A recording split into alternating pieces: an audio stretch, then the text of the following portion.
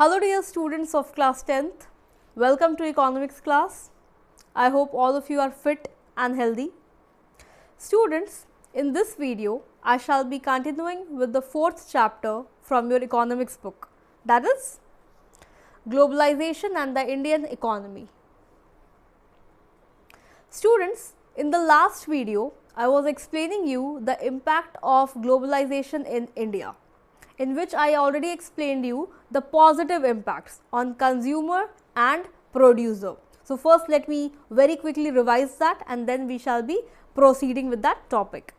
So, I told you that consumers have been provided several advantages because of globalization. That is, they have been offered the choice, they have the choice to choose from. They can choose from several alternatives that are provided, that are given to them. So, this is the most important advantage that is given to the consumer. Now, let us come to the producers. See, when it comes to producers, then they have been also given several advantages or several benefits of globalization.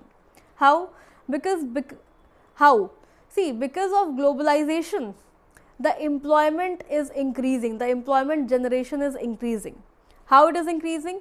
Because the MNCs, they place order and then the raw materials, they are actually supplied by the domestic producers. So, because of that they are prospering and large number of people are employed because of the foreign trade, alright, because of globalization.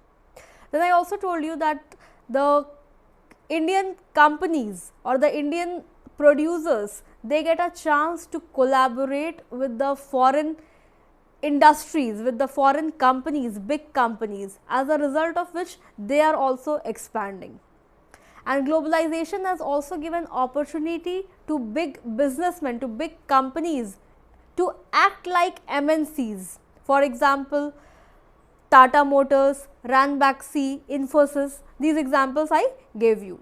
I also told you that globalization has also given opportunity to the service sector in India to export its services to the developed countries. So, these are the advantages that are given to the consumers and producers. Now, students, we will be coming to the challenges or the negative impact of globalization. See, every coin has two sides, two faces. One is the positive sign and second is the negative sign. So, if something has advantages or merits, then that thing will also have the negative impacts or the challenges. So, now we are basically going to see the challenges that are faced by small producers and workers. Let me tell you, students, that definitely globalization has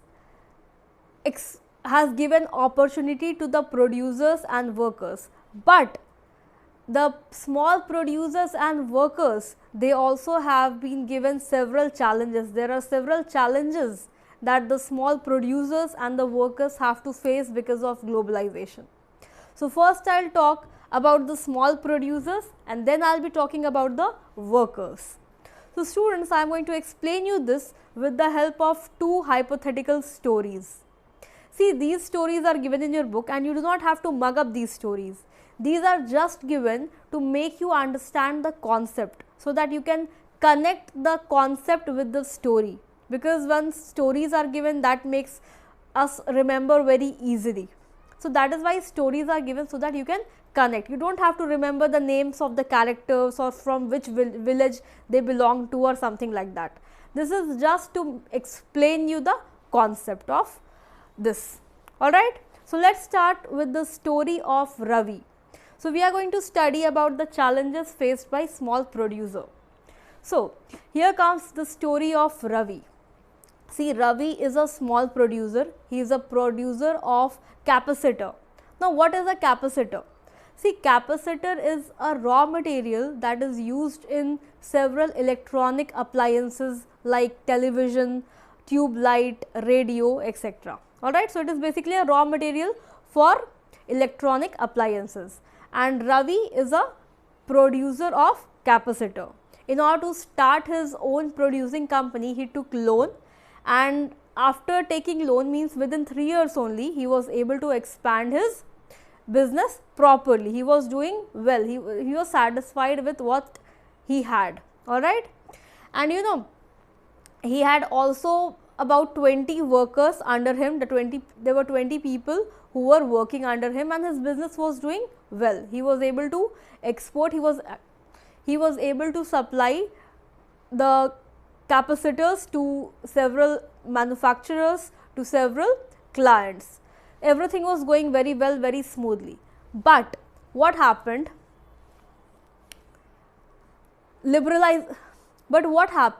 Liberalization was there in the country.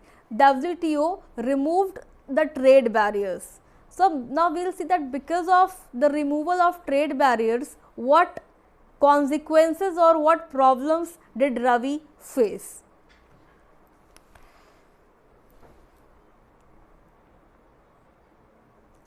See, because of liberalization, several MNCs came, several multinational companies came to our country, and the clients and Ravi's clients and the TV manufacturing companies who were connected with Ravi, they were not able to buy the capacitors from him, as they were forced to act like assemblers. They had to assemble things for the multinational company, because of which the TV manufacturer companies, they preferred to,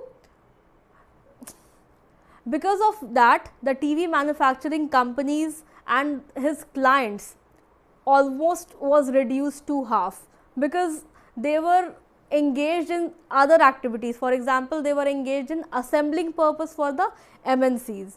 Now what happened? Because of this, because of liberalization, as Ravi was doing very well before liberalization, so after liberalization, when trade barriers were removed, his condition deteriorated very quickly, because his clients were left. He was not able to supply his product to his clients and several other people who were his regular customers. So he started facing loss. So the condition of Ravi deteriorated. He faced a lot of problems. Now he was only able to produce half of what he used to produce earlier, and earlier he had about 20 workers, and after liberalization, after the removal of trade barriers, he had only 7 workers left with him, because he couldn't pay them, because that much work was not there. Earlier, when liberalization was not there, his clients, the TV manufacturing companies, the electrical companies, they were in contact with him, and they were doing great business. But after that, after the coming of MNCs, Ravi started facing loss, and then he actually produced half of the capacitors that he used to produce before liberalization, and he had very few workers left with him. And also students, his friends, means his close friends who have, and also students, his friends who were engaged in that same business, they also faced loss, and they had to shut their units.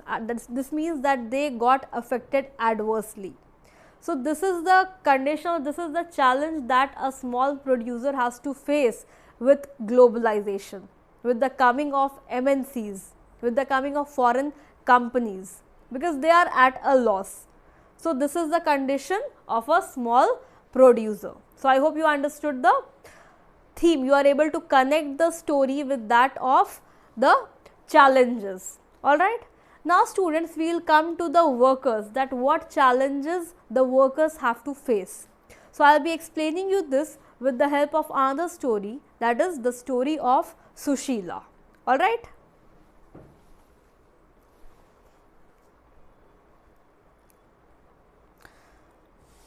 Now students, let us understand the story of Sushila.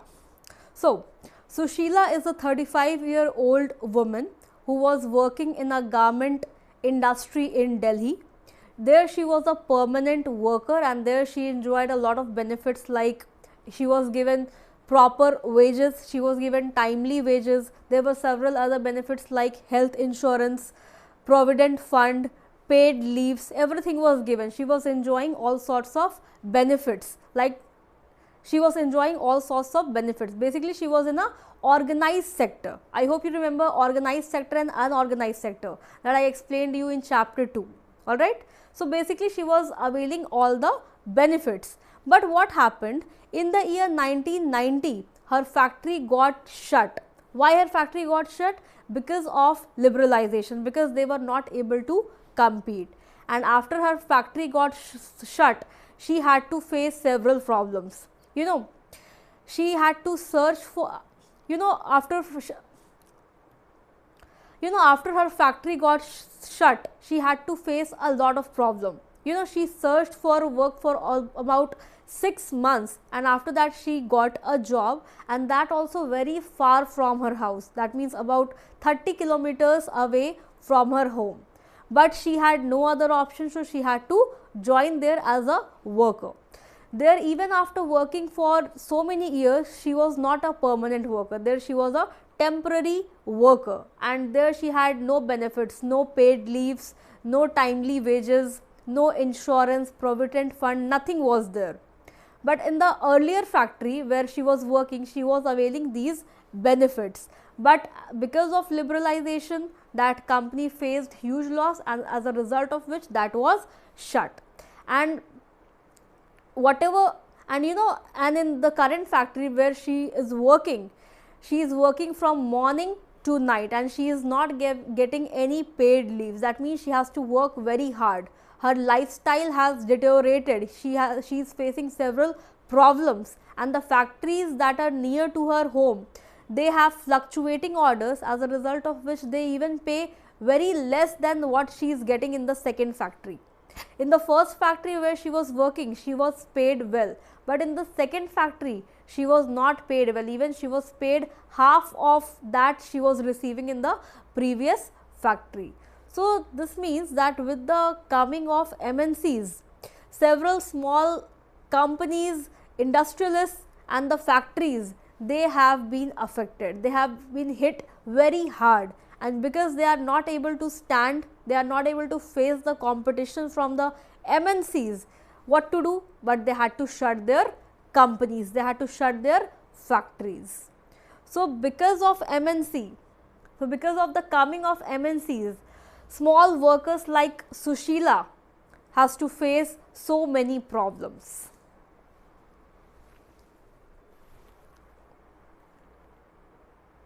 So from the two hypothetical stories, we can conclude that with the coming of MNCs, tough competition is there.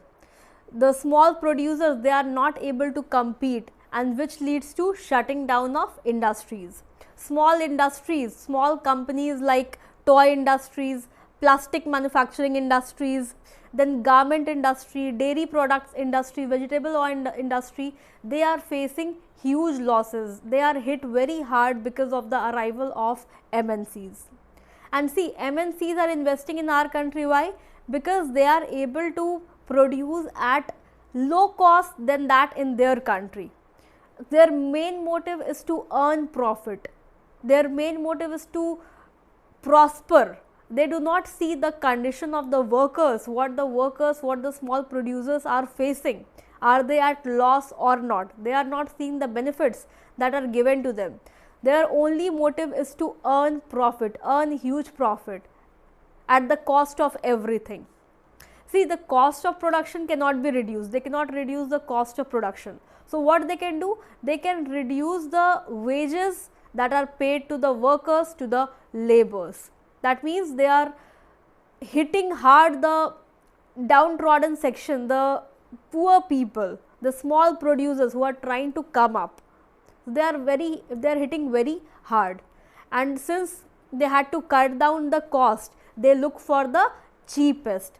Since raw materials cannot be compromised with, so they compromise with the laborers, the salary that is offered to them, and as a result of which low wages are paid to the workers, and that also there are long working hours without any leaves, nothing is there, no benefits are there. They have to work from morning to the evening and are paid very less. So this is basically the motto of MNCs. That means they have to be prosperous, they have to get high returns at the cost of everything.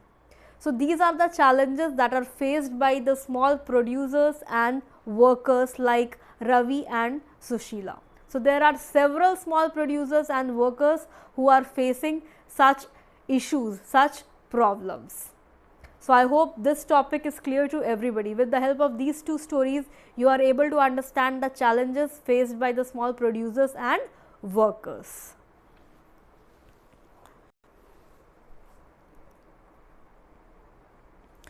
So, students, I hope this topic is clear to everybody, and now we shall be moving to the next topic, that is special economic zones, that is SEZs.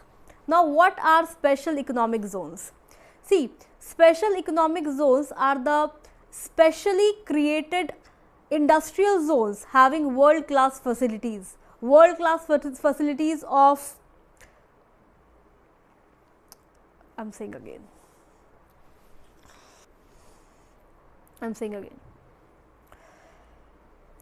So, students, I hope this topic is clear to everybody. Now, students, we shall be moving to the next topic, that is special economic zones, SEZs. Now, what are special economic zones? See, special economic zones are the specially created industrial zones in order to attract the foreign investment, having world class facilities. World class facilities, for example, facility of road, electricity, water, transportation, storage, etc.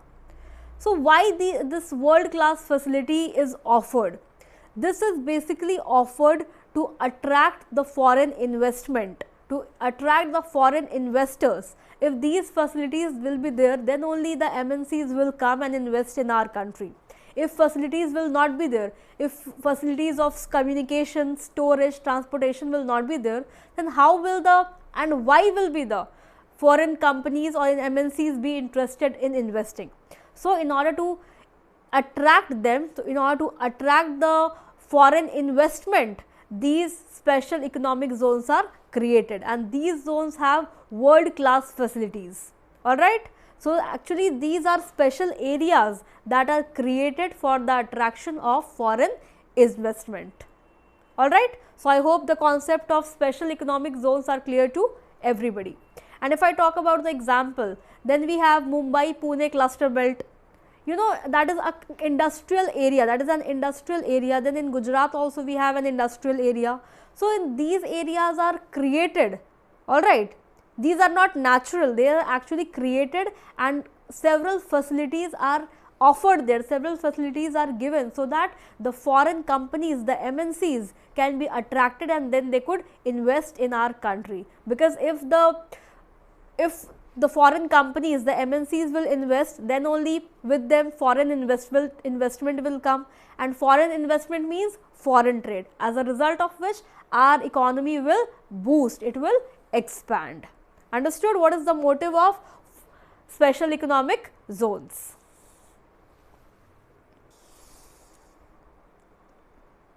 Now, students, why will the foreign companies invest in these zones? See, they will invest because of a number of reasons. First of all, world class facilities offered.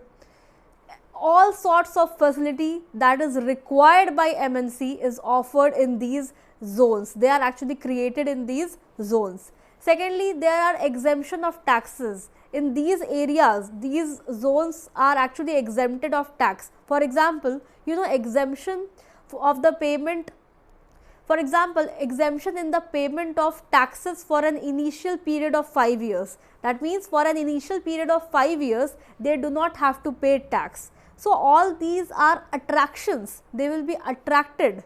So, in order to allure them, in order to attract them, these facilities are offered. And also there is flexibility in labor laws. Now, what is this? See, you have studied about organized and unorganized sector. In organized sector, labor laws are not flexible, they are very strict. There are fixed working hours. If the laborers are working more, then they are paid overtime. There are several other benefits that are given to the laborers, for example, provident fund, insurance, and several other facilities. But when I talk about the unorganized sector, then in unorganized sector, the labor laws are not flexible. They are not at all flexible. They can be altered according to oneself, according to the company or the owners. That means paperwork is not there. They are very flexible. They are paid less and more work is taken from them. So in these special economic zones, in these areas, they are flexible with labor laws. Why they are flexible with labor laws? Because MNCs come to our country, they invest in our country so that they can have more profit. And how more profit can be availed? With low cost. See, the cost of production cannot be reduced, the cost of raw materials cannot be reduced, but the cost of labors can be reduced. So that is why there is flexibility in labor laws. Less paperwork are there, they are paid less, the workers are paid less according to the MNCs, according to the demand of MNCs. And you know, as that MNCs, they demand flexibility in labor laws. No, cut that line. So in these areas flexibility is there. So that is why the foreign companies, the MNCs, they are attracted to invest in such areas. So that is why in order to attract more foreign investment, special economic zones are created in our country. So I hope this topic is also clear to everybody. So students, I hope till here all the topics are clear, and in the next video I shall be explaining you the last topic. Till then, thank you so much, stay safe and stay connected.